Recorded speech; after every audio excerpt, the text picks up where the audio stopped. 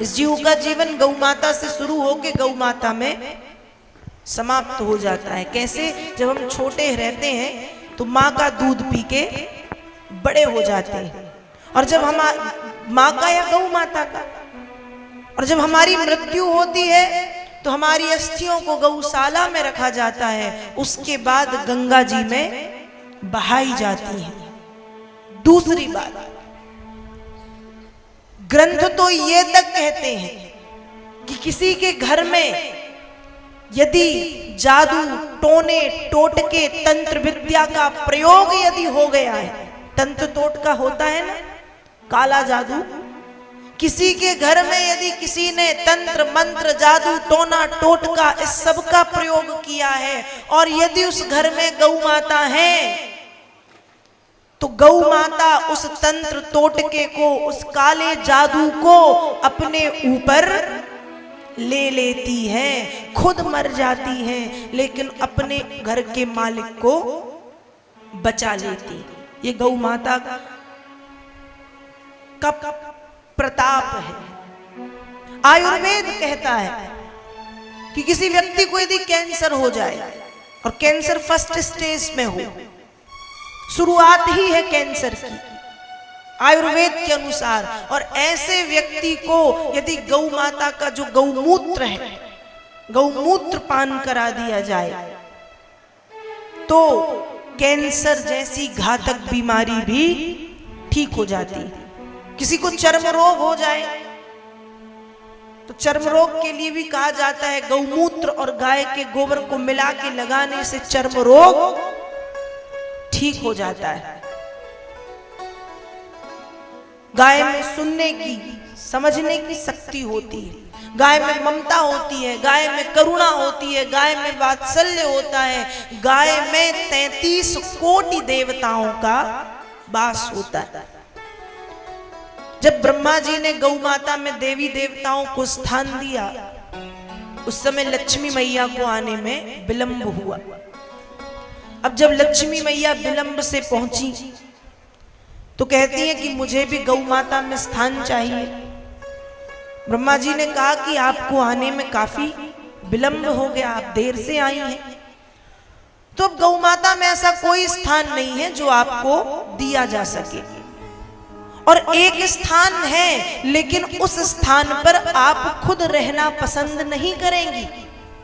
लक्ष्मी मैया बोली बताओ तो सही स्थान कौन सा है?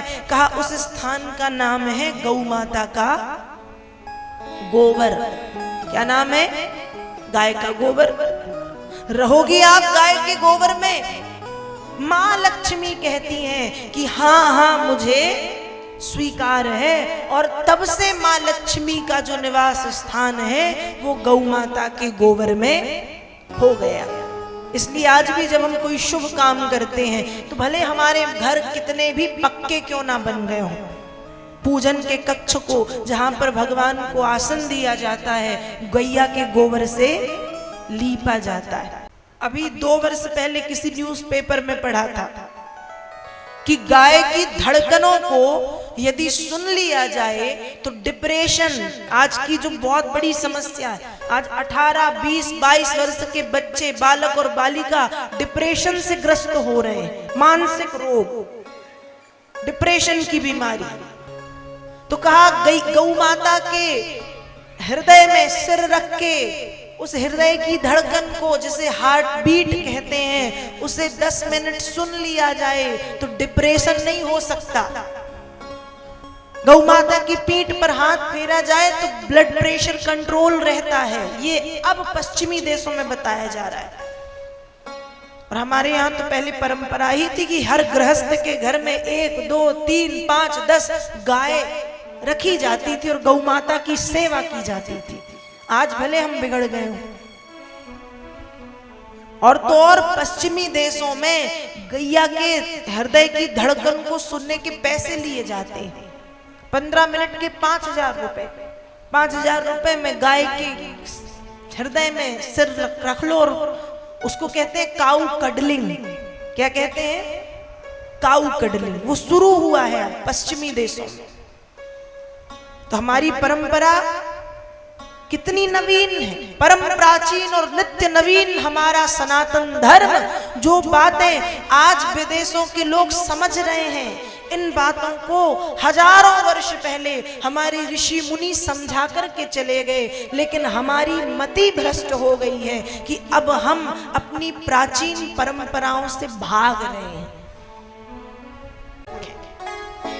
और गौ सेवा करें। गौ सेवा का बड़ा महत्व है। गौमूत्र का महत्व, गाय के गोबर का महत्व, गैया के दूध का महत्व। कहते हैं, आयुर्वेद कहता है कि गाय के दूध में केवल हीमोग्लोबिन नाम के पदार्थ की कमी है। गैया का दूध रक्त का कार्य करता है, खून का काम करता है। किसी की आंखें कमजोर हो गई, आज बच्चे फोन में लगे रहते हैं, हम सब आंखें कमजोर हो रही हैं, तो कहते हैं कि यदि शुद्ध गाय का देसी घी 1 चम्मच खिलाया जाए बच्चों को कंटिन्यू 1-1.5 वर्ष, तो चश्मा भी जो पावर वाला है बच्चों को बचपन से जो लग जाता है वो चश्मा भी हट जाएगा। लेकिन गौ माता का शुद्ध देसी घी होना चाहिए, वो बच्चे खाएं और माता पिता थोड़ा थोड़ा उसे बच्चों की आंखों में लगाएं। आयुर्वेद कहता है, मैं नहीं कहती। ये है गौ माता के दूध का, घी का महत्व, गाय के दही का, गौमूत्र का, गाय के गोबर का महत्व। इसलिए गौ माता का पालन पोषण किया जाना चाहिए।